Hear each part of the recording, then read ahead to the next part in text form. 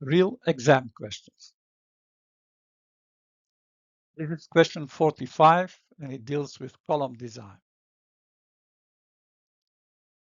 Consider a reinforced concrete column which is fixed at the bottom and hinged or simply supported at the top.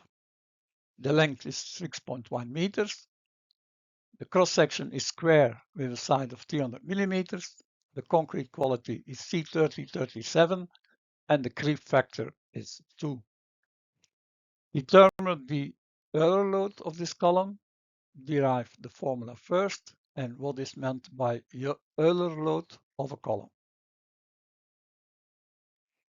Consider a column with the x-axis in this direction, the y-axis is there, and it's loaded with a centric force N between and the length between the two supports is L.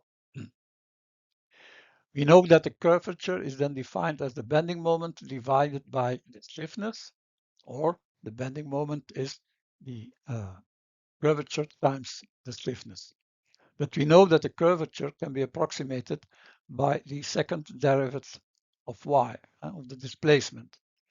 We combine those two and we find that the bending moment is proportional to the second derivative of the displacement.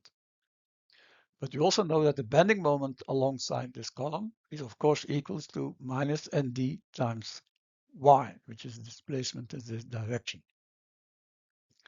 Those two together gives you a differential equation looking like this, but we can rewrite the equation and by substituting a parameter a squared, which is equal to nd over ey over the stiffness.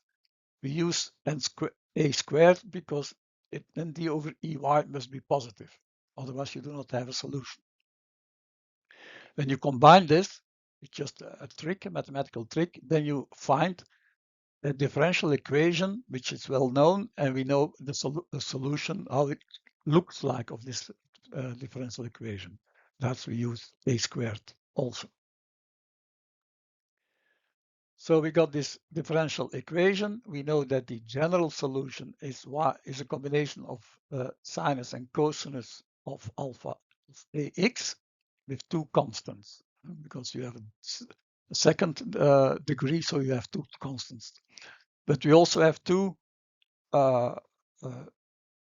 conditions. We can suppose two conditions. For instance, at the bottom, the condition is that where x is 0 and y is 0 at the bottom, of course, at that moment, you fill in x, you fill in y is 0 and x is 0. It means that C2 must be 0. Otherwise, you cannot fulfill on this condition. On the other hand, the other end of the column, when x is L and y is 0, then you have this expression, but now this can be when C1 is also 0, but if C1 and C2 is 0, then it makes no sense. So we assume C1 is different from C0, so alpha L must be equal to n times P to make this 0. Or A, it's not alpha, it's A equals NP over L. A squared, we know from definition, it's ND over the stiffness. So we combine those two and we have ND is equal to stiffness times P squared N squared over L squared. So now we got from our differential equation this and a solution. When N is 1 and L equals L0, then the load is called the Euler load.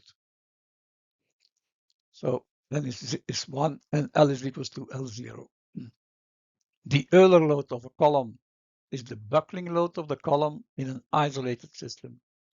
The buckling load is a normal force at which buckling occurs. Now, L0 is here because it's fixed at the bottom and simply supported at top. 0.7 times 6.1 meters give you 4.27 meters. The modulus of elasticity is equal to ECM divided by 1.1 plus V with V the creep factor. So ECM is given by this formulation. This is FCK plus 8. Then we have around 11,000 Newton per square millimeter. The surface moment of inertia is then 300 to the power 4 divided by 12, gives you 675 million millimeters to the power 4. And just substitute for the different variables in the correct units, you will see that the Euler load of this column is 4,000 kilonewton.